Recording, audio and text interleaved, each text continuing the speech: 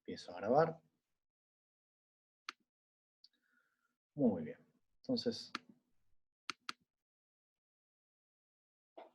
estamos acá, donde habíamos visto cómo se calculaba esto a partir de la matriz P, que es básicamente multiplicar la matriz P por este vector, obtengo este de acá abajo, después vuelvo a multiplicar, y así sucesivamente, multiplicando sucesivamente por la matriz P, obtengo esta lista de estados. ¿Está bien? Bueno, y lo que vemos acá, habíamos dicho, la discusión era si esto converge a un equilibrio o no. Recién habíamos visto un caso en el que, al haber planteado las cosas en forma cíclica, uno no tiene un equilibrio, ¿sí? Sino que ese vector de distribución de los individuos va a ir, digamos, de alguna manera girando y nunca se va a estabilizar en un valor como sí lo hace en este caso. Bueno, y lo que habíamos dicho es, esto es una propiedad no del estado en particular, sino de la matriz. Y eso es parte de lo que vamos a analizar bueno, vamos a empezar hoy y en las próximas clases. Vamos a ver entonces, ¿qué entendemos por un estado de equilibrio?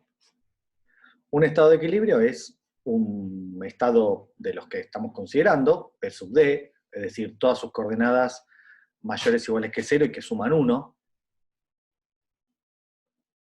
Y un estado de equilibrio es cuando la evolución no cambia nada, es decir, se queda en el mismo estado. ¿Sí? Entonces, no es que no evolucione, no es que tenga que calcular el 80% de tal cosa más el 20%, pero hago todo eso y lo que obtengo es lo mismo. Lo que habíamos visto en el caso anterior, si uno piensa, hace esto, no es que no está haciendo las mismas cuentas que hicimos en el caso que mostramos en el papel, sino que al hacerlo obtiene los mismos valores. ¿Está bien? Entonces eso matemáticamente sería P por el estado que suponemos de equilibrio igual al estado de equilibrio. Y esto tiene una correspondencia en lo que conocemos de matrices y de vectores. Uno puede pensar que en estado de equilibrio es un autovector de P con autovalor 1. ¿Por qué número tengo que multiplicar al autovector pi para que me dé lo mismo que la matriz P por pi estrella? 1. Entonces lo que estamos planteando que el equilibrio sería un estado que corresponde a un autovector de autovalor 1. ¿Está bien? La pregunta que nos podemos hacer es si esto siempre existe. ¿Está bien? Y si existe, uno podría tener, qué sé yo, que el autovalor para lambda igual a 1, lambda igual a 1 es autovalor de la matriz P. Pero que el autovector es el menos 1, 2, 5. ¿Cómo menos 1, 2, 5? Entonces, no representa lo que nosotros queremos que represente un estado. ¿Sí? Para nosotros, un estado son... No importa lo que sumen, porque lo que sumen lo podemos normalizar, digamos. Si esto sumara 100 en vez de sumar 1, divido tanto pi estrella de este lado como de este lado por 100 y obtengo algo que sume 1. Que sume 1 no es el problema. El problema es que sean todos mayores o iguales que 0. Entonces, si tengo que, para lambda igual a 1, el autovector es el menos 1, 2, 5, bueno, yo puedo dividir todo por esa suma y me queda algo que suma 1. Está bien, pero 1 siempre me va a quedar negativo. Uno dice, bueno, le cambias el signo, total, el autovector no cambia si le cambias el signo. Sí, pero si le cambio el signo en la primera coordenada, se la cambio también a las otras. Entonces, si el pi estrella tuviera signos opuestos, o sea, tiene una coordenada positiva y otra coordenada negativa, eso nunca lo puedo arreglar.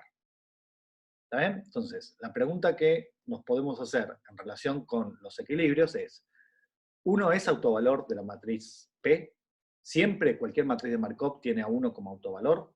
Y la otra pregunta, bueno, teniendo 1 como autovalor, no sé si siempre o a veces, pero si lo tiene, ¿el autovector puede ser elegido con todas las coordenadas positivas? o todas negativas, y después le cambio el signo, porque los autovectores no cambian si uno, no deja de ser autovector si lo multiplico por una constante, por ejemplo, -1. Entonces, la pregunta es si puedo conseguir un autovector con todos el mismo signo. Y la respuesta a esas dos preguntas es sí y sí. O sea, lambda igual a 1 siempre es autovector de una matriz de Markov, y siempre puedo encontrar un autovector con todas sus coordenadas mayores o iguales que 0. Entonces, acá está escrito en forma de proposición: si P es una matriz de Markov, lambda igual a 1 es un autovalor, y existe un elemento que lo importa acá no es que sume 1, como ya dijimos, sino que sean todos mayores o iguales que 0, un autovector asociado a este lambda igual a 1. ¿Está bien? Hay más propiedades. Esto es una primera propiedad que podríamos llamar, a esto, cuando uno mira de una matriz autovalores y autovectores, son lo que llaman las propiedades espectrales. ¿Está bien? No importa de dónde viene el nombre, pero así se llama. Entonces, esta es una de las propiedades espectrales que tienen las matrices de Markov, que son importantes. Lo que nos están diciendo es, cualquier matriz de Markov siempre tiene un estado de equilibrio. ¿Está bien? Bueno, uno podría decir, y en el caso anterior, en donde teníamos esto que iba girando, uno dice, ¿por qué puedo pensar que en este ciclo hay un estado de equilibrio? ¿Alguien se anima a tirar una respuesta de esto? ¿Cuál sería un estado de equilibrio para esta matriz?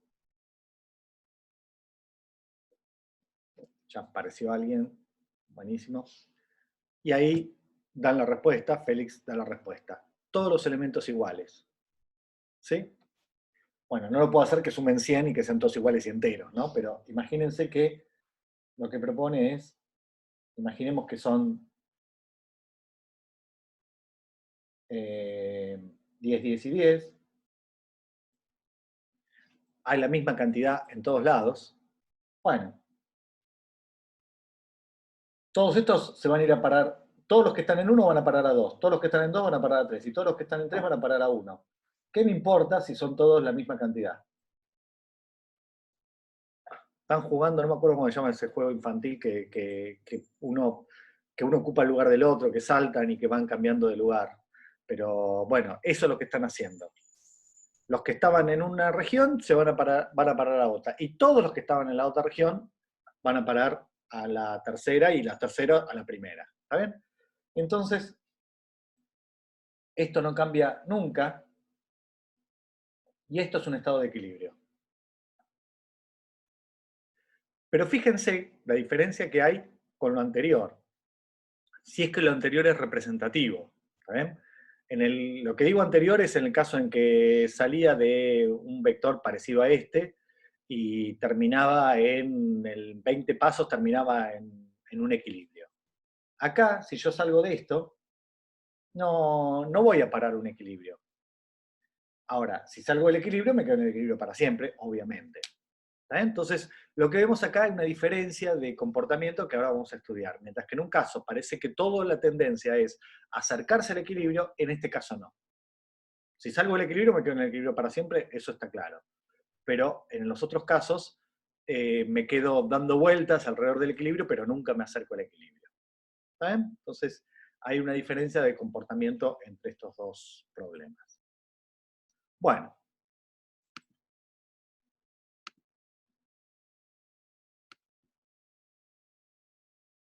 Bueno, volviendo ahora, lo que me gustaría es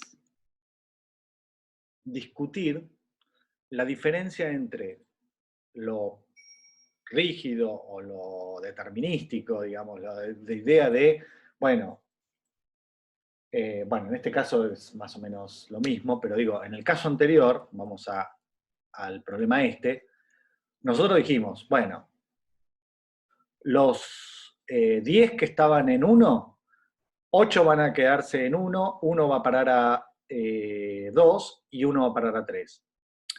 Mientras que uno piensa que en la realidad esto tiene una interpretación probabilística y uno dice, bueno, cada uno de estos 10 individuos que estaban en el estado 1 tienen un 80% de probabilidades de cambiar el estado, de quedarse en el estado 1, un 10% de cambiar el estado 2 y un 10% de ir al estado 3. Y lo mismo con todos, y son probabilidades. Es decir, que tiro una moneda, tiro un dado, saco una carta, hago algo aleatorio que dice si el individuo va a parar a un lugar o va a parar a otro. Con lo cual lo que dijimos es, las probabilidades dan una idea de frecuencia a largo plazo, cuando uno repite el experimento un montón de veces, pero no es rígido. ¿Está bien? Como lo que dijimos, si yo tiro 6 veces un dado, no es que va a salir exactamente una vez 2. Puede no salir ninguna, pueden salir 3 veces, ¿está bien? Si no, nunca podríamos jugar a la generala, si siempre los dados hicieran lo que tienen que hacer. O sea, rígidamente lo que dicen las probabilidades. Entonces, si uno piensa esto, lo interpreta probabilísticamente, las cosas cambian. Y con esto quiero mostrarles este sistema de 3 nodos, que es el que vimos recién, ¿sí? Esto es el grafo asociado a eso, a esa matriz, y ahora quiero mostrarles la simulación, y después les puedo mostrar cómo hice la simulación, ¿está bien? Aunque la parte de Python no sea mi tema, pero les quiero mostrar, digamos, cómo trabaja este programa. Perdón. Bueno, entonces el estado de equilibrio es este, que fíjense que se parece mucho al que encontramos nosotros haciendo las evoluciones de pi, las evoluciones sí, a partir de pi 0, pi 1, pi 2, en pi 20 casi era este número, ¿no? Si no me acuerdo mal, déjenme fijarme, 5, 7, 7, 8, 3, 1, 1, 1 y 0, 1, 1, 1. Bueno. ¿Cómo calculé esto? Viendo que 1 es, planteé, vamos a hacer esta cuenta. Ahora déjenme copiar la matriz.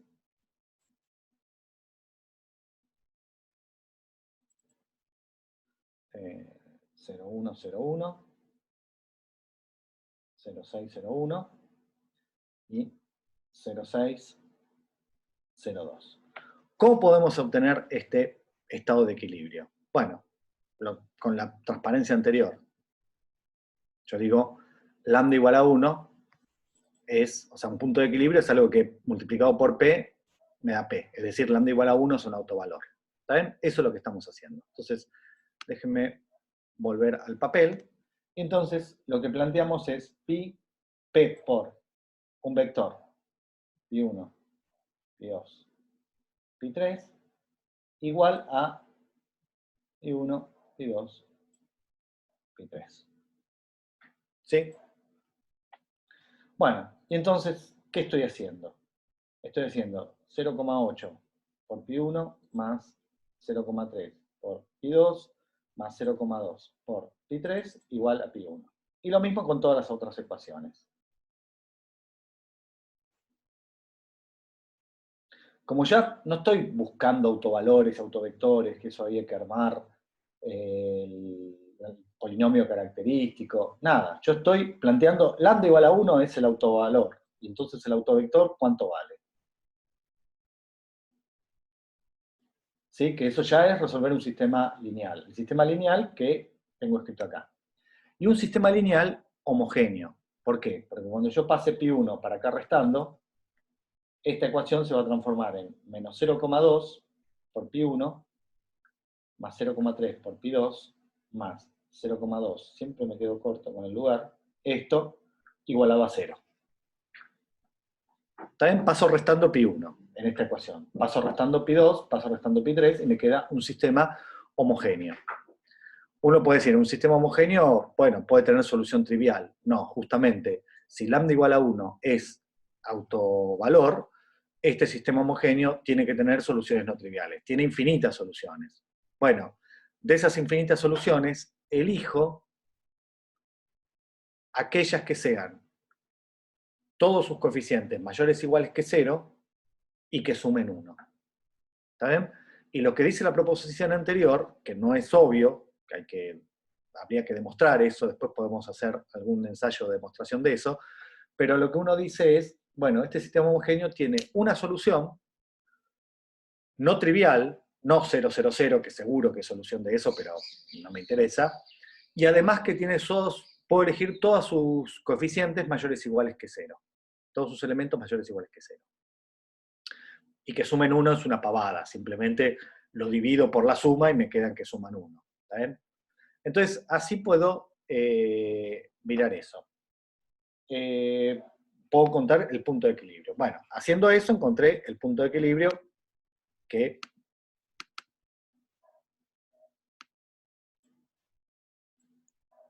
planteamos acá. Esta es la solución. ¿Sí? Bueno, lo que quiero hacer es partir con una cantidad de individuos distribuidos. Acá, acá y acá. Por ejemplo, no sé si elegí esa, pero por ejemplo podrían haber sido con 100 individuos repartidos en 10, 60, 30. ¿Sí? Y veo esos 10, 60, 30, cómo evolucionan, pero pensando que no es que, dado un individuo que está en 1, no digo 8 van a ir a parar acá. No, digo, tiene una probabilidad de 80% de quedarse en el lugar. Una probabilidad de 1% de ir acá y una probabilidad de 1% de ir acá. ¿Está bien? Entonces, haciendo esa simulación, después les cuento cómo se puede hacer en Python, ¿sí?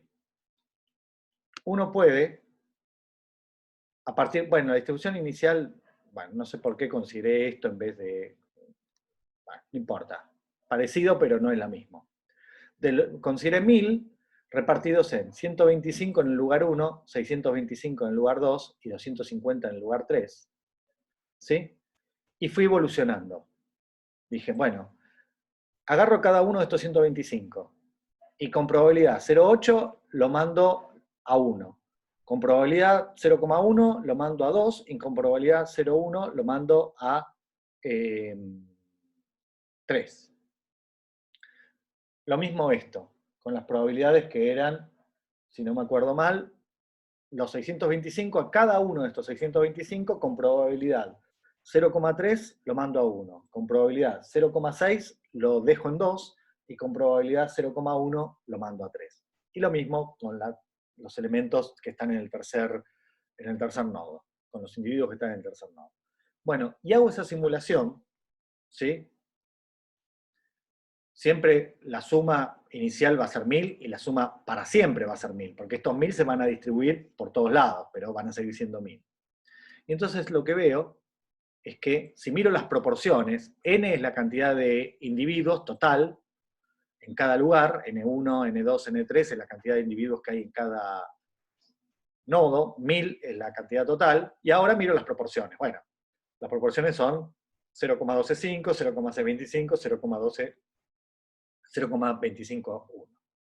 Y entonces lo que veo es que, como vimos en la tablita, la proporción que hay en cada uno converge el autovector, el estado de equilibrio. ¿Está bien? Bueno, y los gráficos, hechos para 1000 individuos, me da esto. Fíjense que converge el equilibrio, pero no se queda clavado en el equilibrio. ¿Sí?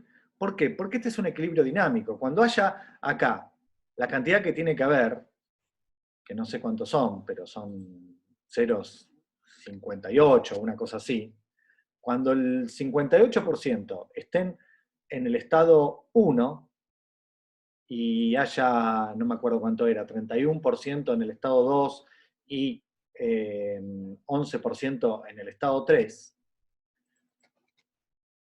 esto sigue evolucionando. Es un equilibrio dinámico. Entonces, bueno, de eso, con probabilidad 0,8 van a ir a parar a tal, con probabilidad 10% van a ir a tal otro lugar, y son todas probabilidades. Entonces, en un momento determinado, puede ser que se escape el equilibrio. O sea, en realidad se va a escapar del equilibrio. Pero va a tratar siempre de estar en valores muy cercanos. Va a ser muy poco probable que evolucionando así, esto se aleje mucho del equilibrio. Pero se aleja, ¿está bien? Hay un ruido acá de fondo, Y así son los equilibrios en la vida real, digamos, en la química, ¿está bien? Uno va moviéndose, pero alrededor de un cierto equilibrio que es el equilibrio teórico. ¿Está bien? Y esto lo hice simulando. Esto fue con 1000 y creo que esto está hecho con 4000. ¿Está bien? ¿Y qué notan? ¿Notan alguna diferencia entre una cosa y la otra? ¿Ven algo diferente entre los dos gráficos? Rápidamente los dos salieron del estado y cambiaron y se fueron a otro. ¿Okay? Menor ruido, dice Sofía, y tiene razón. ¿Está bien? Al haber más individuos, este efecto promedio, lo que decíamos recién, si yo tiro 60 veces un dado, bueno, en vez de 10 veces 2, puede ser entre 8 y 12. Pero si tiro 60.000 veces, difícilmente uno puede decir, bueno, no es tan raro que me dé 60.000, 8.000 veces o 10.000 o 12.000. No, se acerca mucho más en ese promedio, en esa proporción, se acerca mucho más al valor promedio cuando hago el experimento con muchos individuos. Entonces, esto que observa Sofía es una cosa que tiene que ver con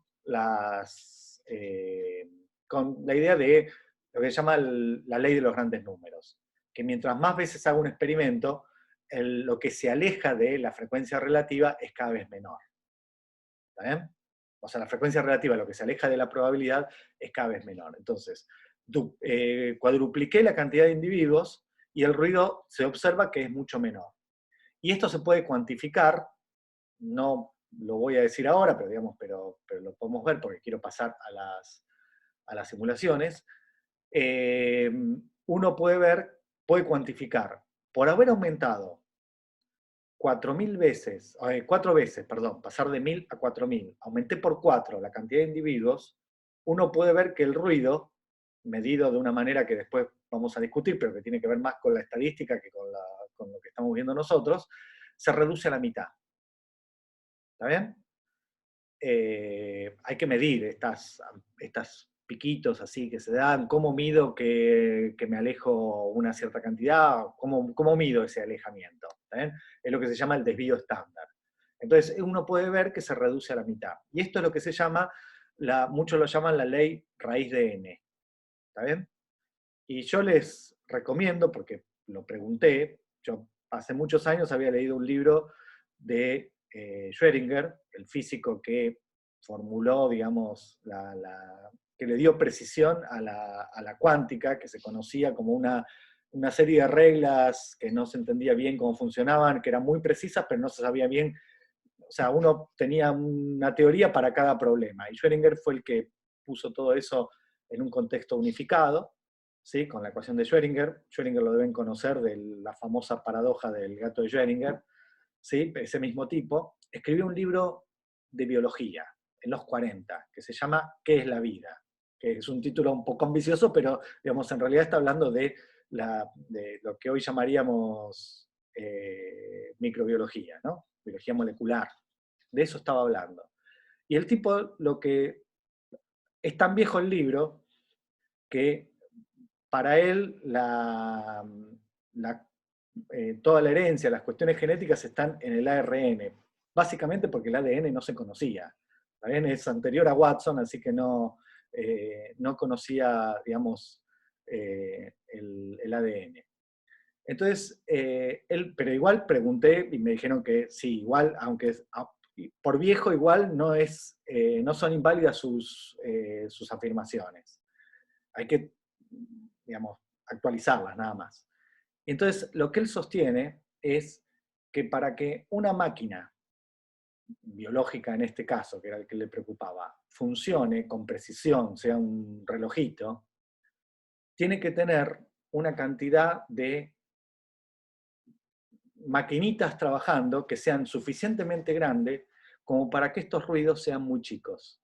Entonces él decía, no puede haber seres vivos formados por muy pocas moléculas, porque lo estocástico que hay en el funcionamiento de la física, digamos, de esas pocas moléculas, ese ruido hace que sea muy poco predecible su comportamiento. Entonces, si uno quiere tener un ser vivo, una célula, que sea que funcione con cierta precisión, tiene que tener un número mínimo de moléculas.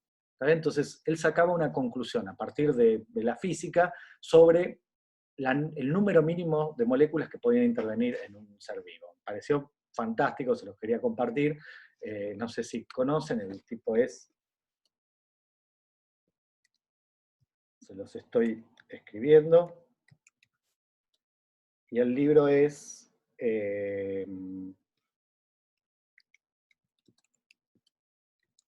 se consigue, yo creo que inclusive está en línea un PDF libre, me parece, pero el libro se consigue. Bueno, nada, esto era comentario, digamos, de lecturas que uno tiene, que uno puede hacer. Bueno, entonces,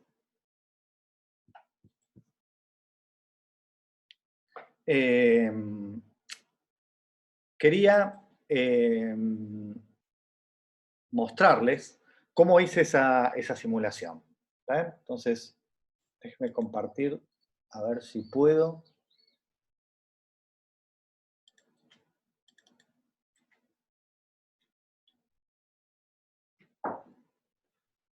Ahí está. Bueno, después si quieren lo subo, pero no es algo que me interese, digamos, la parte de programación. Simplemente quería comentarles que se puede hacer, ¿no? Más que cómo se hace. Inclusive puede ser un ejercicio para ustedes este. Entonces, acá planteé desde la dimensión, planteé la matriz, ¿sí?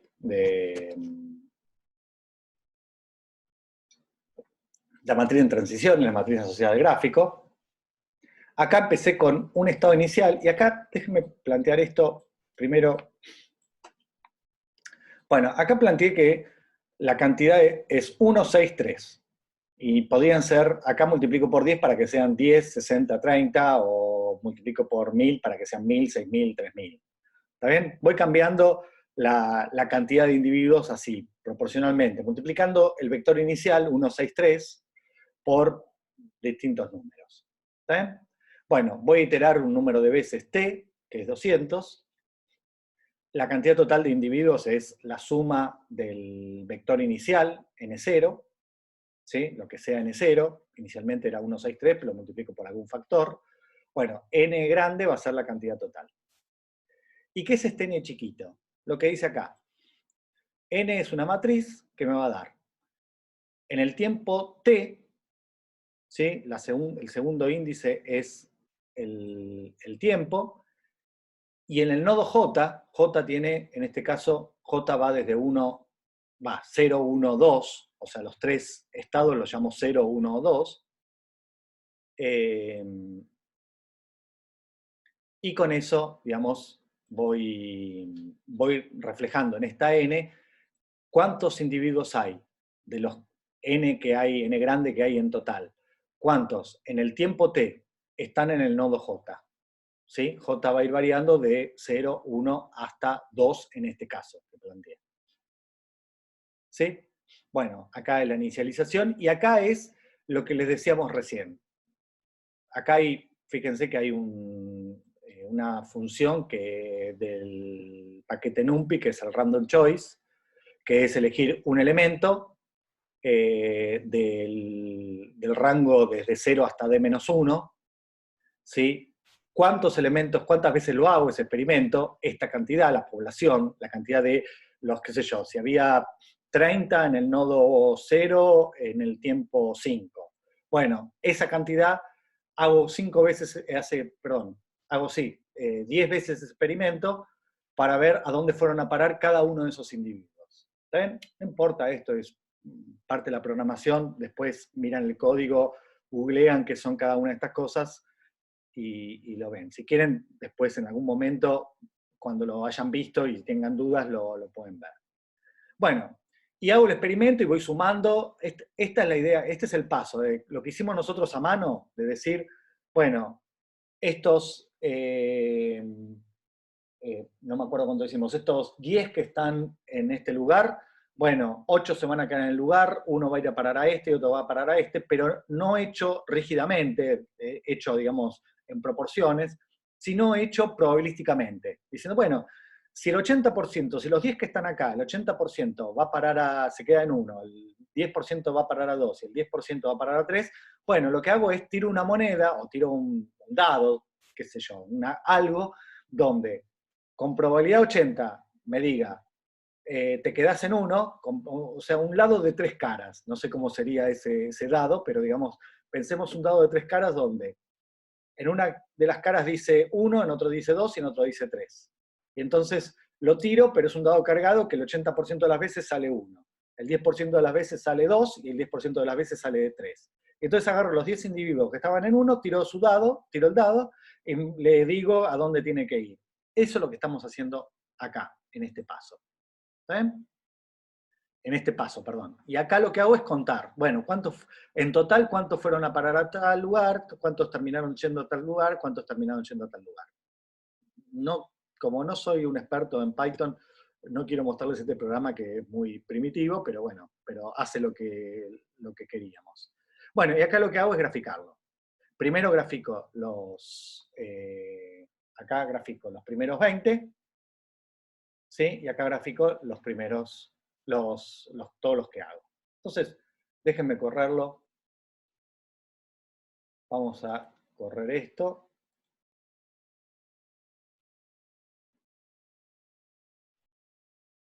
¿Ven? Y vean el ruido que tiene esto. Y si miro los primeros 200, ven que esto tiene un ruido infernal.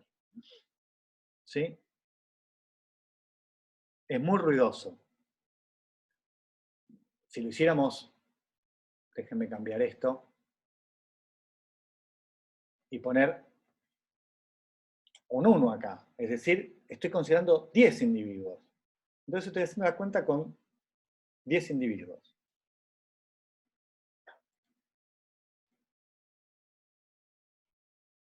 Fíjense que casi ni me doy cuenta que estoy en un equilibrio, o que voy convergiendo un equilibrio, porque hay tanto ruido, tan significativo es el ruido de todo esto, que me queda una cosa terrible. Fíjense lo que queda. ¿Está bien? Bueno, lo habíamos hecho primero con 100 individuos, ahora lo hicimos con 100. Déjenme hacerlo con 1000. Es decir, que a estos 10 que hay, lo multiplico por 100. Estoy multiplicando por 100 cada valor. Entonces, ¿ahora qué me queda?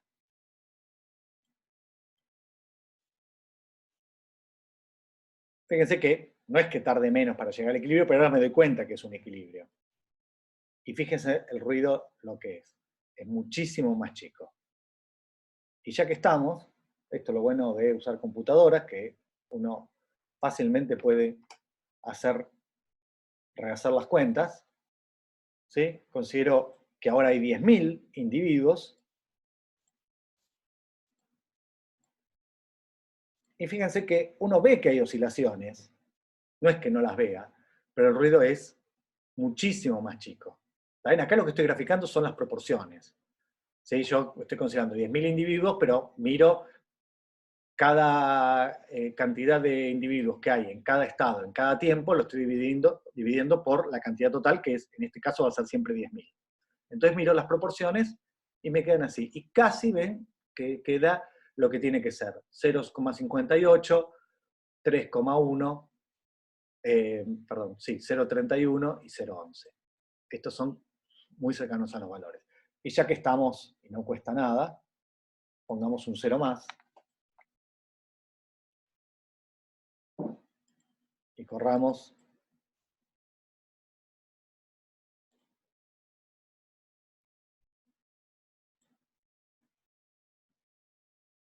Y acá ven que casi se puede pensar que es una línea. ¿Sí? Se ven que todavía hay oscilaciones, pero son muy, muy, muy pequeñas. También compárenlo con el primero que hicimos, cuando eran solamente 10 individuos, y ahí se van a dar cuenta cómo funciona esta ley raíz de n. ¿Ven? Nosotros pasamos de 10 a 10.000, es decir, que multiplicamos por 1000, quiere decir que según esa ley raíz de n, el ruido se redujo en raíz de 1000, porque multipliqué por 1000 la cantidad de individuos que había. Entonces estas proporciones siguen oscilando, pero siguen oscilando con un eh, raíz de 1000, o sea, unos 316. O sea, eh, haber cambiado de 10 individuos a 10.000 individuos produce una reducción del ruido de más o menos 300 veces. ¿Sí? Sigue siendo perceptible al ojo, pero es muchísimo menor que ese ruido que no permitía saber que estábamos cerca de un equilibrio. ¿Está bien? Bueno, entonces, esto es lo que les quería contar de la parte probabilística. Ahora, o sea, habiéndolo dicho, ¿sí? Como no es un curso ni de probabilidad ni de estadística, simplemente después la próxima clase hablamos de cómo medir ese ruido con el desvío estándar. En realidad, vamos a hacerlo ahora. Déjenme mostrarles ahora rápidamente y después así ya, a partir de ahora vamos a pensar en las cosas en forma determinística. Es decir, si había 10 acá, 8 se van a parar, se quedan en el lugar, uno va a parar acá y uno va a parar acá. No tiramos ningún dado, simplemente los mandamos en la proporción que nos dice la matriz P. ¿Está bien?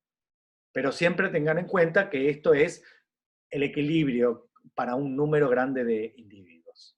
Entonces, bueno, lo último que les quería mencionar es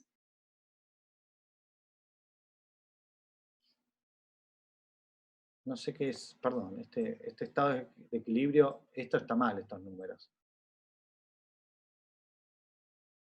Bueno, me equivoqué en esto, no sé qué habré copiado, este no es el anterior, el estado de equilibrio era el de antes, era el 0,58, qué sé yo, el 0, creo, sí, 58, 0,31 y 0,11 eran estos valores, y lo que hice fue, para medir el desvío, lo que dije es, tengo t valores, desde 1 hasta t, ¿sí? Entonces tengo las proporciones. ¿Cuánto se alejan las proporciones de la proporción teórica, de la que es el estado de equilibrio? ¿Sí?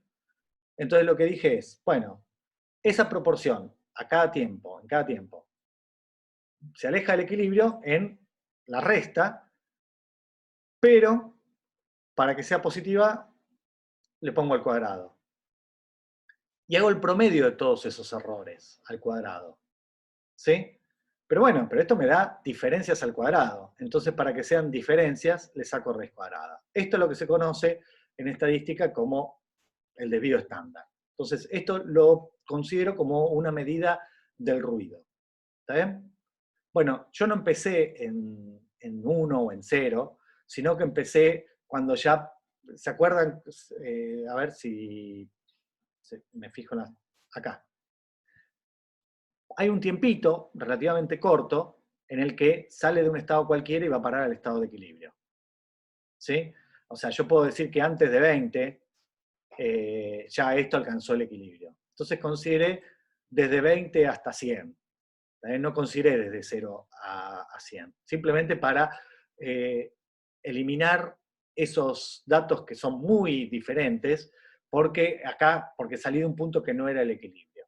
Entonces esperé un rato hasta que el sistema entre comillas, se estabilizó. No se estabiliza nunca, pero que ya perdió esa memoria del estado inicial. ¿Está bien? Yo estoy diciendo todas estas cosas y cuando vean cosas de cinética de gases y cosas así, el equilibrio y todas estas cosas, estar muy relacionado con esto que estamos diciendo. Pero bueno, lo verán en su momento. Nosotros estamos haciendo cuentas con matrices de Markov.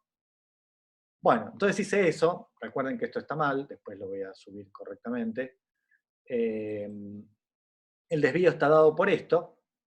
Y hice la cuenta para 1000 y me dio que para cada una de los nodos, esto me daba el equilibrio, ¿sí? Perdón, el desvío, cuánto se alejaba del equilibrio cuando uno ya suponía que estaba estabilizado, y cuando consideré 4000, esto cambió casi como uno espera que cambie. Es decir, haber multiplicado por 4 la cantidad de individuos redujo en raíz de 4, es decir, en 2, la cantidad de ruido. ¿Está bien? 0,016, de 16 milésimos pasó a 8 milésimos. De 15 milésimos pasó a 7 milésimos y de 1 centésimo pasó a 5 milésimos. Muy parecido a la mitad, porque como el número de individuos es bastante grande, 1000 y 4000, esto casi se parece a lo que dice la teoría que tiene que pasar. Si ustedes hicieran este experimento con 100.000 y 400.000, ¿sí?, verían más dígitos correctos. Esto cada vez se parece más a lo que predice la teoría. ¿Está bien? Bueno, entonces con esto podemos darnos por satisfecho. Lo que vamos a hacer en la próxima clase, vamos a explorar, la próxima clase que es dentro de una semana, porque el lunes que viene es feriado, ¿no?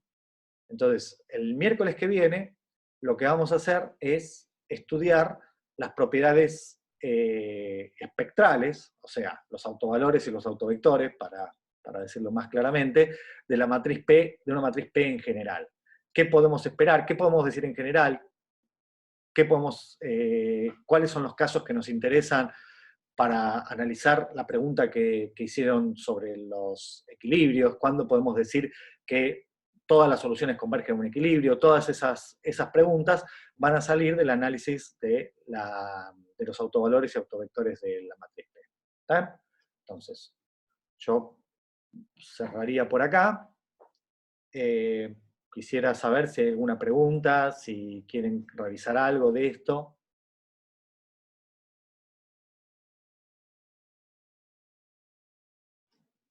¿Está todo normal?